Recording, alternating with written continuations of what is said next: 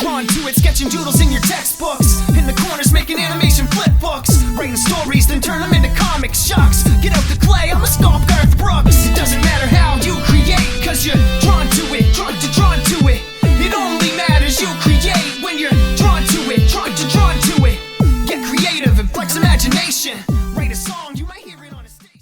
Welcome back to Drawn to a Podcast. This week I have Adam Lordon, who has done a lot of work behind the camera, but also somehow managed to go from being a creative to a politician.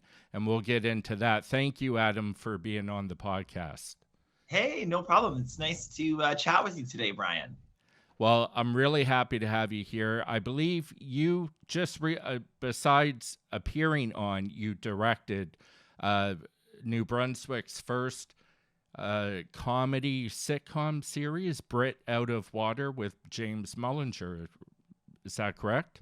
Absolutely. Yeah. James and I actually co-created and co-wrote the show. Yeah. And I directed this show as well. And yes, was part of the principal cast with James and a few others. And it was a lot of fun. That was really my first foray into scripted content. Most of my career to this point has been in non-scripted, so documentary and lifestyle and those types of productions. Right. And did you find that a huge drastic difference? Like, did it throw you off? I mean, I think that there are quite a few differences, some similarities as well. You know, when you're working in a production environment, it's collaborative by nature. There's the different departments, but certainly there were some adjustments in a scripted environment. You know, often when we're doing unscripted, of course, we set everything up and you're capturing real life. So you're letting things play out and seeing what happens. And this is, a lot more of a controlled environment, you could say. And you get do-overs, which we don't always get in unscripted. Right. But it's a lot, it's a lot of fun. Although that being said, doing comedy, we've written it, we think it's funny. The other people on the crew think it's funny, but you've got to actually edit it, and only months and months later do you find out if the audiences also think it's funny. Thankfully for us, it seems like they do. Yeah, it's my wife and I binged it. We loved it. It was so great to watch James in his element, because he was on our show, Ugwug, and just brought this tremendous ball of energy to set every time. And being able to see him put that to use behind his own story was just a beautiful thing to watch. But as I was watching, I'm like, how is Adam acting and directing? Like, who directs Adam when he's in front of the camera? Well, that's a good question. And, I'd say it was a fairly collaborative set. So, in that as a director and a producer as well, I like to work in a collaborative environment. So everybody's always welcome to throw out an idea. As the director, you'll sort of finalize which of those ideas are going to happen. But certainly to me, that the acting piece was the part that was new. It's not something I'd really done before. And all of us, actually, including James and the other two principal characters, Catherine Carnes, who plays Sam, James's wife in the show, and Judy Logier, who plays Doris, my character Danny's mother. Judy probably had the most acting experience in terms of, but mostly theater. And James and Catherine, of course, performing in a stand-up environment. But for all of us, the acting was a new piece. And I think that really helped us bond as a cast and to really be supportive of each other and throwing out ideas. But, it was certainly the thing that was in my mind the first couple of days. I hope I'm not ruining this with my acting. We ended up, I think we got into a groove and got comfortable, but I also had sort of an assistant director who was helping me, and she's a director herself on other projects. So I was able to sort of tap into her or with James, because ultimately James and I have created this world together, based, as you mentioned, on a lot of James's experiences, and really for me also being informed by growing up here in Miramichi. There's a lot of quirky characters, a lot of those nuances that you see and the quirks that play out. So I think we kind of really were always grounded by the Riversville world, and would just kind of keep getting drawn back to, well, what do we think would really happen in Riversville, and using that as our guiding light as we work through. Right.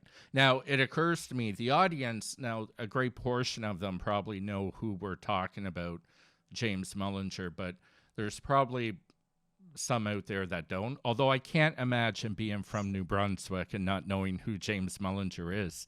But let's just recap a bit.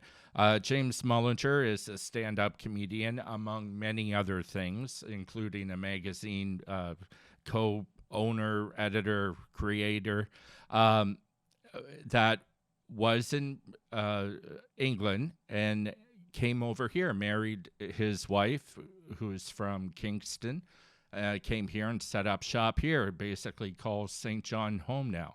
And from all of that, there's a lot of gaps in that story, but from those gaps came the idea for the show Brit Out of Water, which is, would you say loosely or tightly based on James's life?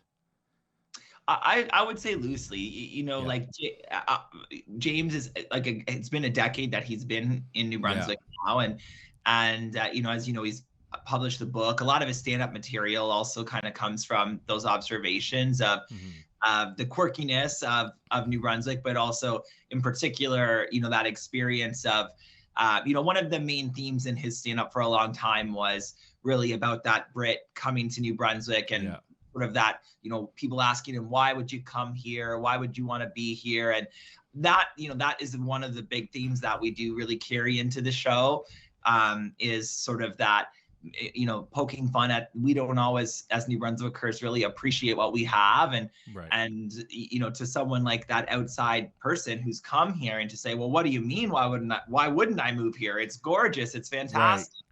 Right. So, we really, we've incorporated elements of things through his experience, but all of the other characters, are complete fabrications. They're new ideas. They're grounded a little bit, like Judy's character to a degree, is based a little bit on Judy in real life being the local Rotary Queen in Miramichi, but it's of course like sort of a hyperbolized, fictionalized version of that. And Judy nailed that, brilliantly. Like I wrote the part of Doris based on Judy in real life, and having grown up around Judy and all of her fabulousness, being that Rotary Queen in Miramichi. And then I asked her if she'd be a part of it. So I joke, if she had said no, I don't know what I would have done, because it was her in my mind from the very beginning, very inception. I can relate to that because I wrote the character of Mr. Green with James in mind long before I asked him. And my wife would say to me, what are you going to do if he says no? I mean, what does he care about your show? He's going to say no. I'm like, well, first of all, you don't know that and you're hurting my feelings. Stop it. And luckily he said yes. And had, like you just said, had he said no, what do you do? Because you wrote a role for a certain personality that you knew. So yeah, I can relate to that. Well, go ahead. Thankfully for you and for me, and I think for New Brunswick and beyond, James doesn't really seem to be in the business of saying no very often. Right. Yeah. Well, he's very gracious and generous with his time, to our benefit. So yeah, thank you, James. Yes. But so all that being said, how do you find yourself in Miramichi? You're not just in Miramichi. You show up in Miramichi, and eventually you turn it into your town. You're like, this is, you know what? I'm not going to be a little fish in a big pond. I'm going to move to a smaller pond, and it's now my pond. So how do you go from this creative career that you had a little further west? How do you go from that to the politician lifestyle? Well, I don't know if I quite self-identify as a politician. I don't think we love that word. And the reality too is, as the mayor of Miramichi, that's a part-time role. In some ways, And the salary isn't very large either. So in some ways you're like the lead community volunteer really. Right.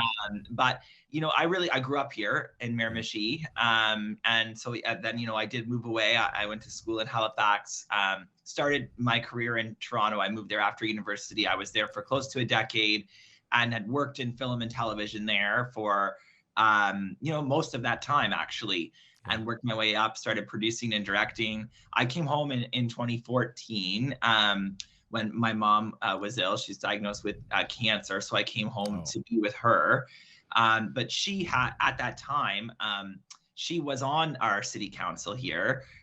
She was the first female deputy mayor in the city's history. And I've always been interested in community and in politics, and with, my mom as well. So when she ran for her 2 times for council, I would come home and help her with her campaign. I helped her with her marketing material, always been passionate about how beautiful Miramichi is and all the potential that we had. And so when I moved back home, I, really to be having that experience of being away and being home and seeing it with that fresh set of eyes. And my God, this is a beautiful place. And if we just maybe had a little bit more of a strategic focus on why we do things, let's renew our parks, let's live along the river. Like as a community, we had a lot of mills for a lot of times, but as those closed, we still didn't start living like a community that lived on a river. So that was a piece of it too. But,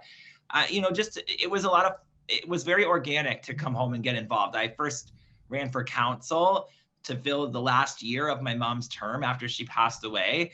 And then from there, I was able to realize that I could continue to do my creative work in my professional field, but not necessarily have to be in Toronto to do that. So I could stay home, work from here, and contribute to the community as well. So that's what I've kind of been doing ever since. So when you moved back here, was it due to being a little bit burnt out as well creatively, or strictly because you had to be with mom because she's going through something heavy?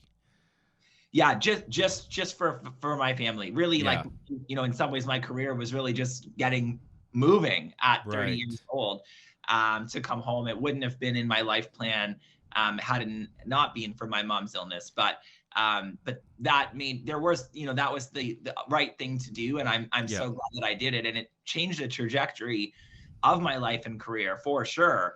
But at this point now, 8 years later, it feels like it was the right move, and it's led to some really wonderful things too. Right.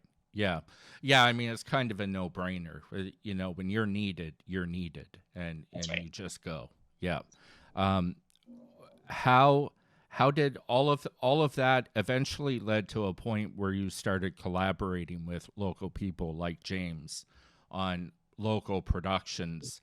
What was that first blast off moment of that idea that, hey, I can do my career here too?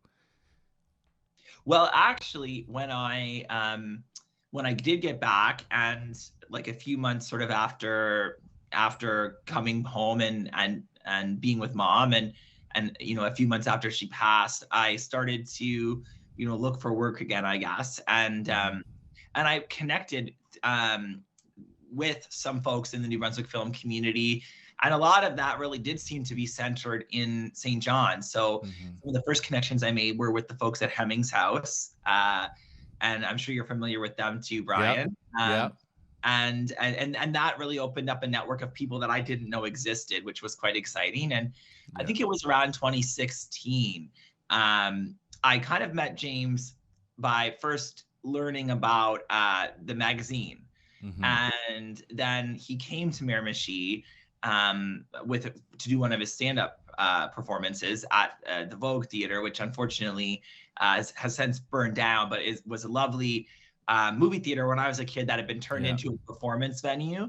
And like I had heard of James and was really excited to meet him. And I guess the same, he had heard of me also. So we really just hit it off. And at that time, James was working on developing his other show, Atlantic Edition, which Right. is sort of like a magazine interview type show, interviewing interesting Atlantic Canadian artists and entrepreneurs, people that are doing really transformative and interesting things in Atlantic Canada. Yeah. And he asked me to come on board to direct that show, which that was very much in the wheelhouse of exactly what I'd been doing in Toronto. I was working on the Marilyn Dennis show for the last few years. Oh, yeah, yeah. In Toronto. So that was an easy, the work was right in my wheelhouse. James was great to work with. So we did actually do 3 seasons of that show. Yeah. The last one we just did last year as well. So we've got 3 seasons of Atlantic Edition under our belts together now, and 1 of Brit Out of Water. So it's been a really fulfilling creative partnership for me. And I hope, and I think James would say the same thing, but it's, you never know who you're going to meet or where you're going to meet them. So true. But it's great when you can click with people and pursue things that you're passionate about together. Yeah. 100% true. It's a message I wish that when I was a younger artist and I was more susceptible to being driven by ego and false a false identity of thinking I was more than what I was creatively. I wish I could drill the message into young artists to somehow convince them to not let that little voice let them go down the path of making ego-driven decisions and just, stay the course and take things slow and really appreciate the learning opportunities. Don't try to rush your way to the very top of the pyramid and skip all that, Well, yeah, I mean, I think when you're young, and to a degree, I was probably guilty of this too. You want it all as quick as possible, right? Yeah. And it can't move fast enough for you. But sometimes part of the process is taking the time to understand and learn at each piece of that, each step of the ladder, I suppose. So yeah, it's true. Like there's not a rush necessarily. I guess it's, one of those corny, appreciate the journey type things, because you're going to learn along the way, and that's going to inform you, because if you get to a point too quickly, you might not actually be ready for it, even though you think you are, right? Right. But there's a lot of opportunity. And when I was in TV school, I remember we used to have, people, mentors, guest speakers coming in, industry experts. And, as a student, you're always very regimented on what's the path, just tell me what to do and I'll do it. And every one of these speakers would come in and say, well, there really is no path. There's no one way to be in this industry. And I think that's an important message too. So everybody, is going to have different interests and passions. And that's what I love so much about it is I'm very much not technical. I joke that I could barely probably figure out how to turn on the camera. But I immensely appreciate the people that are the brilliant technicians, because, my skills are complementary to theirs, and we fuse those together to collaborate in making this creative, I'm a big believer in that every person on the crew is contributing their skills in their way, in their wheelhouse, and that collectively, that's what we're all creating together. I'm not creating just as the director, we're all creating together. That's my role within that collective. Yeah, 100% agree. I really try to approach everything I work on from that mindset as well, because the sum of the parts becomes greater than the whole type thing, and I've seen it prove itself to be true time and time again. And there are people who very much like to be in control of everything. And I've worked for people like that, directors who have just been like, you're going to do every little thing I say, and I don't want to hear your ideas, and draw, or whatever role I was hired for. Just do it, shut up, don't want to hear ideas, go. And that's not great working under that. And I think the product shows. It shows that. Well, absolutely, because you can't control it all. And, you have to empower people to really, be confident in excelling in their craft, whatever component of the call sheet or project that craft is, right? And so if everybody is doing their best in their lane, that's when you're going to have something really, really special. And, absolutely, a director and producers, they really set that tone. So if people feel like, their ideas aren't welcome, they're not valued, then they're just putting in the time, going through the motions. And what we're doing ultimately is creating art here, right? So, people's emotions, when they're creating that, are going to be reflected in that product. So you're right. And I mean, that's the opportunity, right? Is it's artistic, it's also technical. So it's always, to me, about wanting to be creatively fulfilled, but also achieving that technical excellence. And when you can kind of find that sweet spot of both, that's when you've got something special. Yeah, absolutely. When you were young, not that you're old, but when I say when you were young, like just starting in your career and you had that first professional opportunity, do you remember how you felt in that moment? Were you sort of overcome with anxiety and fear of screwing up? Or was there confidence that you just went into it, no problem, let's go? For me, I think it was both. And what I remember is, so working on the Marilyn Dennis show, which, the daytime talk show, and Marilyn, actually, I don't know if you just last week announced that they're going to be wrapping up the show at the end of this season, which is the 13th season. I was there for the first 4. And, I had worked other gigs in, working my way up out of TV school. I interned at MTV Canada. My first paid job in film was as a driver on season 2 of So You Think You Can Dance Canada. So there was a lot of anxiety there as well, but that was just don't crash the van and make sure you get groceries. But my first creative gig at Marilyn Dennis, I was hired in a sort of a production coordinator, turned into a junior producer role. And I was tasked, like the first couple of opportunities I got to really be creative was to go out and field direct, like just little 2 or 3 minute pieces that would go into the show. So for instance, if we were doing makeovers on makeover shows were very popular. Every Friday was like Makeover Friday. So I would go out with a camera person and sort of do what we call the backstory. So we'd meet the lady that was going to have a makeover, just sort of explain a little bit about her story, a little bit about her, why she wants to have the makeover, show some of her older things. I mean, people would be familiar with that format, but I was going out to do the first couple of those with, as a mid-20s, first time, brand new producer, director, with these camera operators who were at that point like 30 years into their career. Like they'd been doing their job longer than I'd been alive. And I think I took that as an opportunity. So there was always the fear of, I just don't want to mess this up.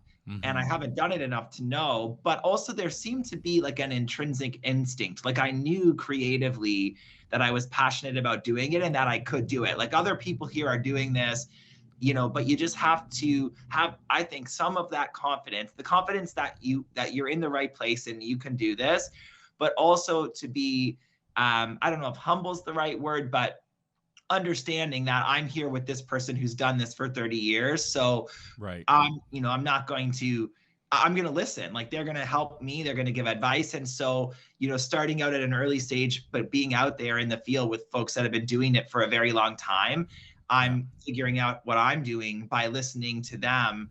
And, again, every time you go out at that point in your career, you're doing the work and you really should be learning and seeing that progress. So you get the, to me, it's like you have the honor of doing what you want to be doing, but the responsibility of continuing to learn how to do it as you're going. Right. Yeah. And in Miramichi itself, are you part of any strategies or plans to sort of build the filmmaking community in Miramichi? Well, in Miramichi, like I would say in a general sense, but like, you know, there are, so Gene Fowler is in Miramichi, and his company Lou Guru, like previously Fat Cat, like they've been around for a very long time doing animation work with companies around the world. And you know, there was there are a few other folks around. There's and like Jimmy McKinley is a comedian who's working on another show now with Bell. There's always been an artistic flair in a very small community.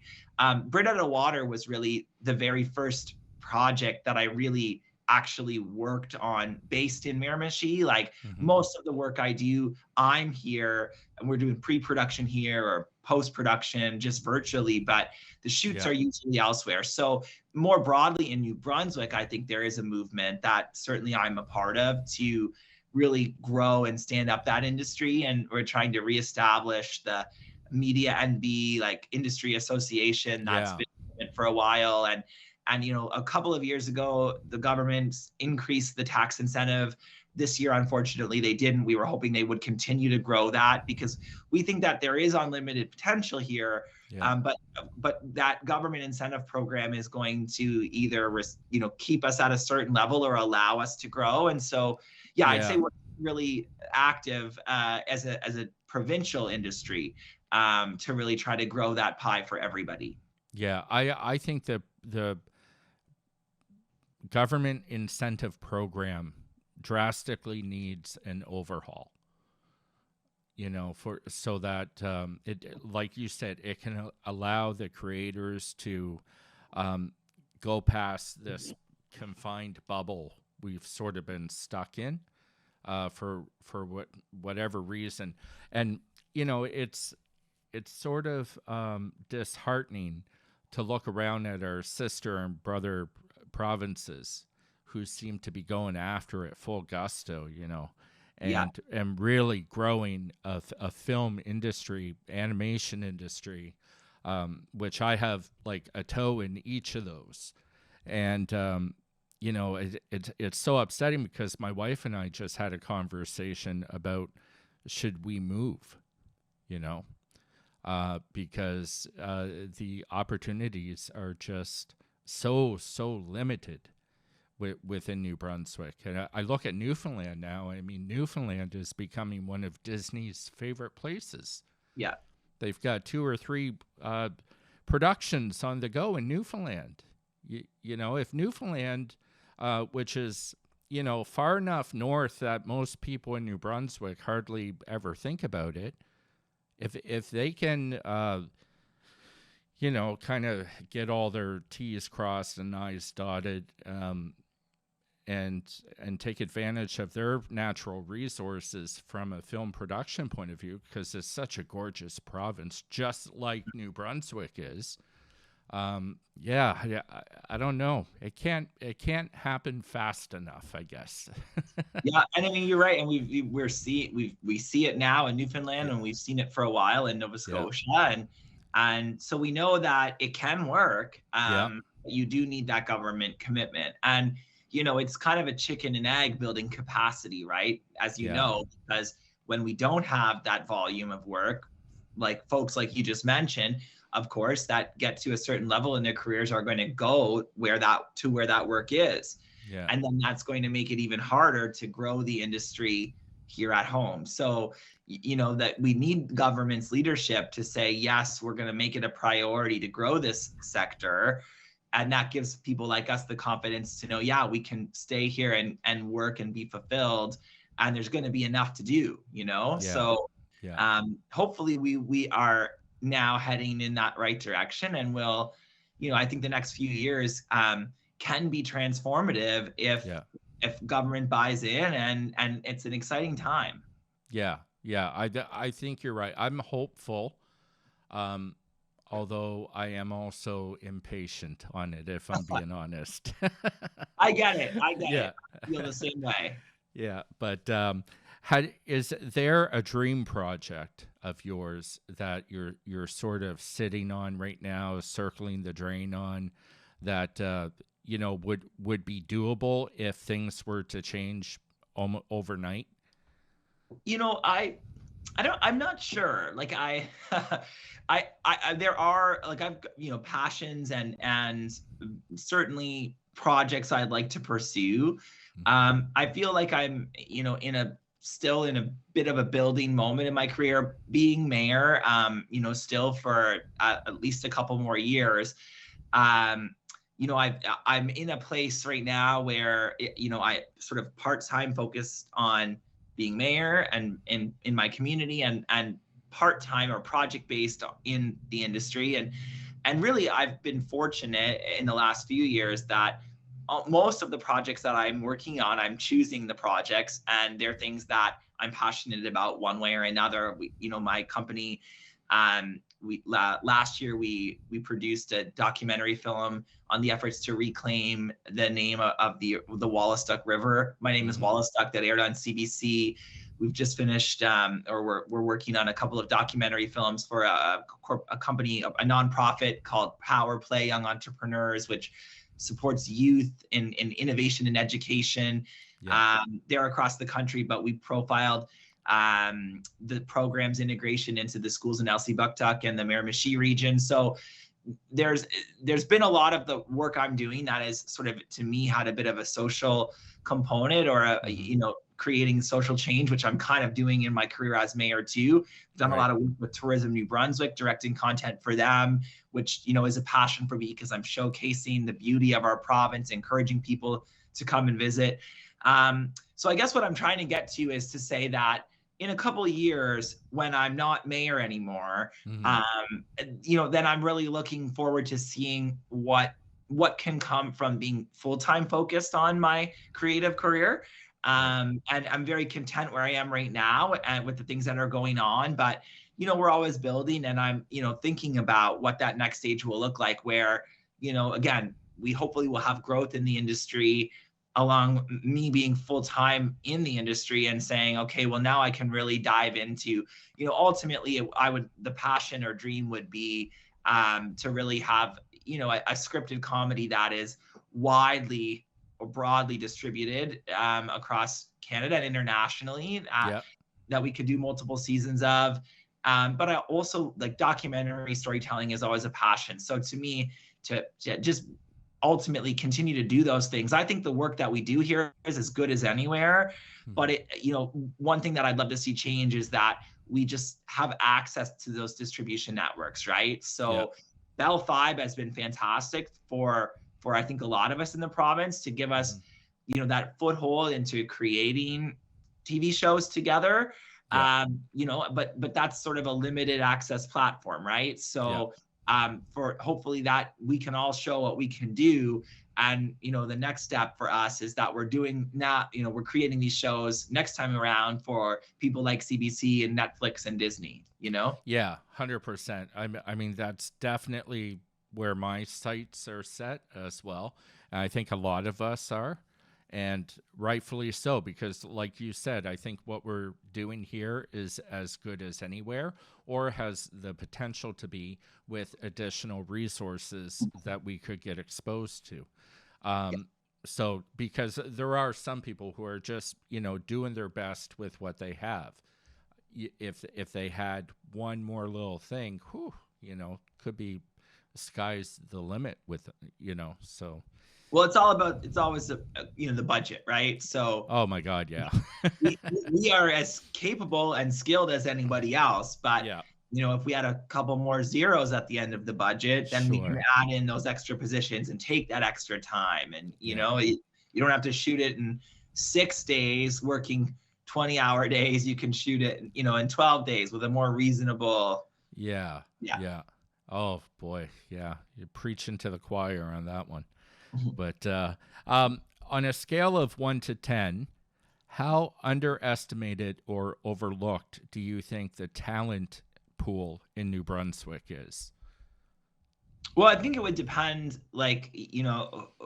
whom is potentially overlooking. I think in New Brunswick, we're all very aware of how much talent is here that could be tapped into. But I guess, I would say, I think the point of the question is probably for those that are making the decisions around big budgets and distribution. And I do think that quite overall we are quite overlooked by those folks, but that's just the system in the sense that we just lack access. And when you hear about it from their perspective, and we're not like, we've talked about this with with tourism, heritage, and culture, like they have to fund the programs and also show up. So when we have these big film festivals that happen, in Banff and in Toronto and other places around the country, we need to be there as the creatives in this province, and they need to be there too, because we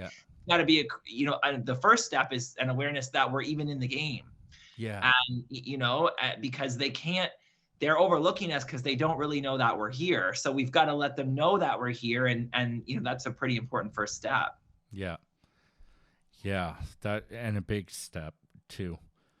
Okay, so we'll get off New Brunswick's back, I guess, and shift a little bit. I'd love to know if there are any stories that happen on set during the filming of Brit Happens that you might be able to share with us, that you're comfortable sharing without outing anybody for inappropriate behavior, I guess.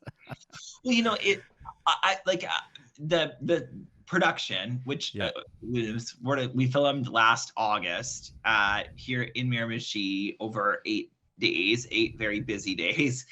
I think everybody's experience would be different. And to the conversation we were having a moment ago, certainly as one of the co-creator writers, who's also the director, who's also a producer, who's also in the cast, for me, it was quite stressful. In particular those first few days. It felt like, and we had sort of a lot of people who are very good at what they do, but a lot of them had not worked together before. A lot of scripted content production happens in this province on the Francophone side, but on the Anglophone side, we've not had a lot. So, I think it was for everybody to kind of come in. There was a lot of excitement. Everybody's good at what they do. But the days are very ambitious. They're very long. And so, we took us a couple of days to get into a groove. But there's a lot of fun on set too, right? Because of course you're working with comedians, not just James and Catherine, but certainly, our antagonist in the series, the New Brunswick Comedy Mafia, which is loosely based also on, sort of a real life experience, but then again, quite hyperbolized. These guys are they're a bunch of comedians, so they're going to do what they do. And you got to try to wrangle them in sometimes. It's like cats, but we shot all of their scenes in basically at one day. We just did all of the mafia stuff other than the big finale scene. So that was the second day, but certainly that day of going around town with these comedians in this mafia, and every one of those scenes is just so absurd and over the top when they're ambushing James and ambushing Doris. And oh my God, I laughed so hard at the scene. James looks down and Nikki is under the bathroom stall.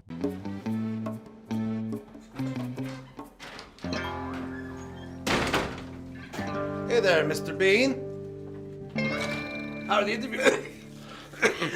interviews going? Oh, I sound so different in the podcast. I pronounce it literally. I sound like Lord of the Rings. Hey there, Mafia. Is there anywhere you won't ambush someone? Yeah, look at Mr. Big Shot. So fancy. I bet you come to the bathroom just to fart. Solid burn, bro. So is there a point to this ambush, or do you all just live in here? How do you... That was one time. 2 years? Of course we have a point. Why? Are you in some sort of a rush? Looking to make a exit like you make your Brexit? Wait, what do you mean? What are you getting at? Well, I bet Pete up there would love to hear the real story of why you leave London and grace us with your pompous presence here in Riversville. I can just see the headline now. No, I'm sure that's not necessary for the story, lads. Come on, I'm sure we can work this out, fellow comics and all that. We should go tell the reporter right now. Wait. We should wait till the fundraise and tell everybody in town at the same time. Ruin the big night. And then they'll have no choice but to hire us to replace him. And we will charge them a last-minute premium. First paid gig. So smart. That'll be our first paid gig. That's genius. Just how the comedy industry works, I assume. Enjoy the rest of your interviews, James. What's left of them.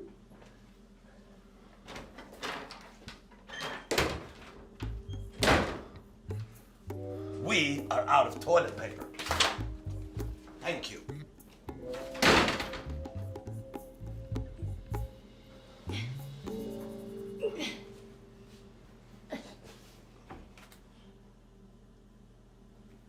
The door's stuck.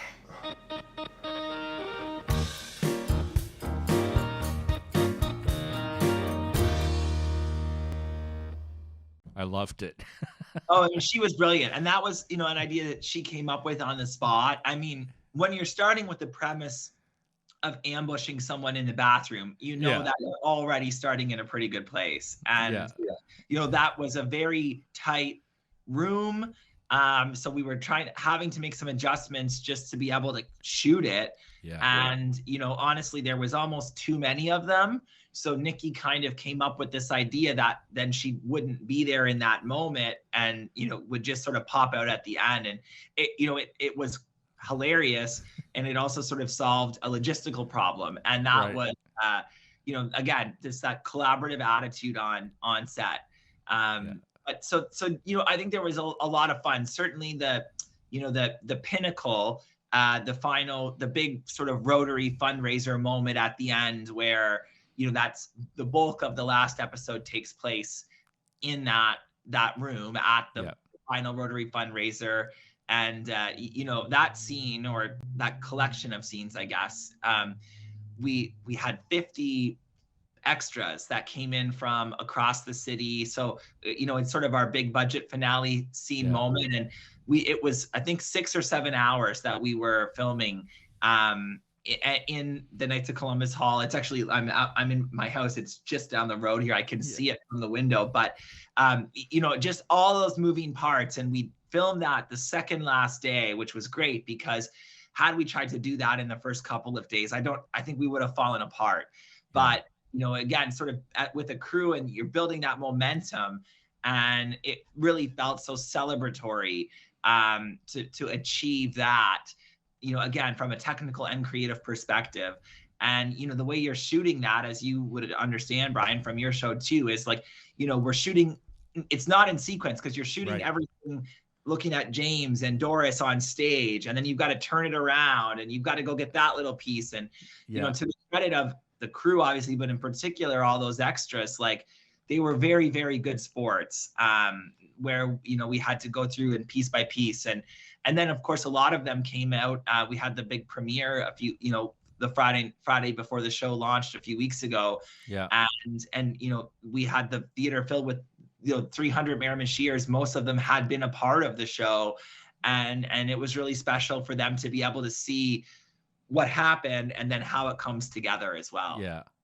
Yeah, but you see the magic in all of its semblance, which is so cool because yesterday I went to visit my grandparents and they were asking me about our show, particularly about the scene where Ugwug roars in James's face and James gets slimed from spit from the Ugwug. And my grandmother's like, I don't know how you did that. How did you do that? And I had the joy of trying to explain to them that my wife was operating a battery-powered leaf blower as I stretched my hand along the side of the barrel and poured a little bucket of slime into the wind stream. However, because I have essential tremors in my hand spasmed, and it dumped instead of a gentle pour, which is what it was supposed to be. It was an all or nothing twitch, like a spasm, and it all went on James in one. And we only had, it was a one take shot because James had a suit And even though we got Moores to provide all of the wardrobe for the character and everything, sponsored the show, we only had 2 suits for Mr. Green. And one of them had to stay perfectly clean. And the other one was when he's sleeping in the woods and getting slimed, right? So my grandmother was like, "Are you kidding me? Really? How did you?" But when I look at it, it looked great. And I'm like, well, there you go. The Hollywood magic right here in New Brunswick, Nan. There you go. Well, and sometimes it's funny because multiple takes sometimes can be a blessing and a curse, right? Because if you hit it, if you nail it the first time, you always feel like you've got to do another one anyway. And you can fall in the trap of doing 4 or 5 and like ending up using the first one because it was so great, but you just, you didn't want to only have one. So maybe sometimes when you only got your one and it was exactly what you needed. Yeah, well, it was what I had. So I had no choice, right? But I can't tell you the amount of time sitting in the editing suite that we went with the first take. I mean, probably well over 50% of the time. And we did a lot of takes for every scene because, like you said, first of all, you want the backup in case the file is corrupted on the memory card, but you also want options, right? And a great majority of the time, the energy of the first take just had that little something to it that made us go with that. Did you find that for your show? I think it was a bit of a mix for us, and maybe because we had more, just live action, I guess you could say, and more moving parts. Often, like the first one usually ended up somewhere between a blocking and a real take, but it would just be to sort of find the mechanics and the dialogue, to be honest with you too. Learning mastering dialogue was part of, as a new actor, just like making sure that we really got that dialogue down. But because we were filming so many scenes in a day too, and often block shooting. So like all the scenes that were at James and Sam's house, then all the scenes that were at like Doris and Danny's house. So of course, if you're at all the scenes at Doris and Danny's house and you're Danny, then you're going to be in a lot of those scenes. So it just would happen like, one day you might not have many, but one day you might be in everything. Yeah. And so, there was with all the moving parts, ultimately, sometimes it would end up usually the set, like we would normally not do more than 3 or 4 takes of anything, but you would usually find that sweet spot in the middle. Maybe not the first one, but probably not the last one either. Somewhere in that, the second or third one when you've got the confidence, before you're starting to maybe run out of steam a bit. It's interesting to watch actors get into it, particularly when they haven't worked together before, and you get that first. It's in front of your eyes of what their chemistry is really going to be like throughout the entire production. And you're just praying. You're like, oh, please be magic and, lightning in a bottle. And I would say on Brit Out of Water, you got lightning in a bottle because everybody was just so good, Well, and I mean, I think that to me, the secret there was a lot of the comedians all knew each other. So like they were already quite familiar and comfortable with each other. And for the principal cast, like, again, with James and Catherine as Sam, Judy as Doris, and myself, James is in St. John, Judy and I are here in Miramichi, and Catherine is in PEI. So a couple of times we actually all met up in Moncton, like weeks leading into the production. And and thank you, shout out to the Atlantic Ballet of Canada. They, offered us one of their studio spaces. So we got the chance to work together and rehearse. And oh, nice. And and again, all of us being sort of first timers, and having that rehearsal time together, I think really bonded us as a cast. And Judy is someone that I've known my whole life, and James and Catherine have been very good friends for a number of years as fellow comedians. So like it all started from relationships. We might not have acted together in the past, a lot of the cast, but we'd all known each other. And I think there was just that shared mission as well. Like everybody in the cast sort of understood that we're creating something really fun and silly, but we're also like creating something that's going to be a calling card for us and for New Brunswick. And everyone really bought into that mission as well. Yeah. Well, I think it definitely shows in the show. It turned out beautifully shot. The crew did amazing work on that show. So you must be very proud of their efforts for sure. Collectively, absolutely. Like, it felt like as we were shooting in August last year that we were creating something that was going to be special.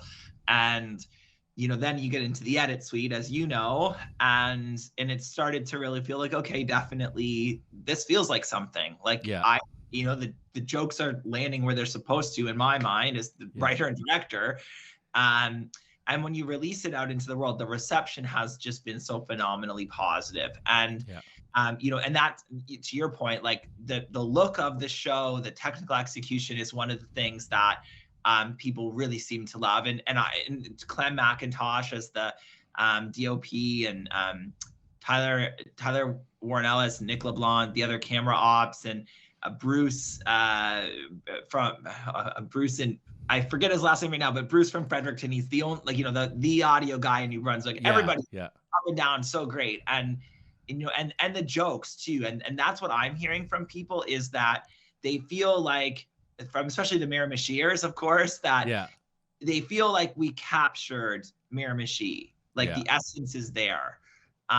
So that's what it's all about. And not like the show was never, it's not a biting satire. It's inclusive. It's fun. Like we're observing the humorous parts of ourselves, because we are these people too. And, and laughing together, but so it's very much in that Schitt's Creek corner gas. Let's just sort of like, this is who we are. And we are quirky, but we're also, in the end of the day, we're going to get to the right place and help each other out. And that's, that's the essence of Miramichiers, and I think for New Brunswickers as well. Yeah, 100%. What advice, and this will be my last question for you, what advice do you have for young creators who are just starting college? They're about to take those first steps into their dream chasing of their dream career, like going after that dream. What advice do you have for them? Well, my advice would be to to show up, to be proactive, to look for things to get involved in. So when you're actually, I just had a young lady from Miramichi who's a student in Halifax. She was home on her spring break a few weeks ago and asked me if we could get together for coffee so she could get some advice. And that's exactly what I told her. And I said, by the way, by reaching out to me and asking to have this coffee, like, you're already doing it. You're already being successful. Because when you get out of school, like school, really, it shouldn't be like I'm in school and then I go out and try to find opportunities. Like when my TV course was a postgraduate course that I took at Humber College, but we were actively encouraged, if you can get an internship and be on a set, skip class. Right. Like, and so ideally you're not going to leave school without ever having been on a set, without ever having created something yourself. Right. Find a group of friends. Like when I was in my TV course, like I had a little group of friends that everyone was into comedy. So we would write and record little sketch comedy videos together that we would put on YouTube. And you're really owning the crafts by doing it, right? So you're figuring out the technical components, where that framing should be on that shot, how to edit and compose on the back end, maybe that joke didn't work or that one did. And so I would just say to those folks that are trying to get involved, like, just don't be shy to reach out, to create your own opportunities, especially these days. It's amazing what people can do with an iPhone even. And look to get those opportunities to be on set. Take that job as a PA. And when you're there, take the opportunity to always be doing your best. So, when you're in a group of 10 PAs, the production coordinator, the production manager, they're looking at those 10 PAs and they can tell those are the 2 or 3 that I'm going to ask to start to do more of the stuff, because they're the ones that are doing everything well. Right. And so, always show up and be as good as you can, but ask the questions, look for the experience, and that's how it's going to happen. So, you don't wait around for someone else to invite you to the table. Just start to do it and look out and reach out and pursue those opportunities, and don't wait till you're done school. Right. Oh, that's great advice. And I can relate to that in my own college career. I found myself going up to certain instructors saying, I'm basically not going to pay attention in your course, not out of disrespect to you, but I'm going to be focusing on this aspect of animation, what I'm really passionate about. And but the ironic thing was I did that with my background instructor. And he sort of encouraged us, just let me know if you're not into this, if you'd rather be drawing characters and animating characters, let me know. I understand. So I went up to him and I let him know. And then it turned out my first job in animation was drawing backgrounds. Of course. And I'm like, oh, I wish I had paid more attention. But it's funny how things work out. But anyway, Adam, thank you for being on the podcast. I really appreciate it. I find you to be incredibly inspirational, and I hope a lot of other artists in New Brunswick will find the same thing. So thank you for sharing your story. Well, thank you so much, Brian, for the kind words and the opportunity to chat with you. It's been nice to, have a chat and get to know you a little bit too. So now I've got one more contact in my, creative network here in New Brunswick. Oh, I think it'd be amazing to work on something with you. So yeah, who knows? We never know. We never know. But anyway, okay, well, thank you very much. If there are any links or anything you want in the description, is there any place in particular you would like people to go to find out more about you? Well, people can always check out my social media, my Instagram or my Twitter or my Facebook, but also I can send you a couple of links, Brian, for the extended trailers just been released for Brit Out of Water, and we'll get you some of that so people can check out the show as well. That'd be great.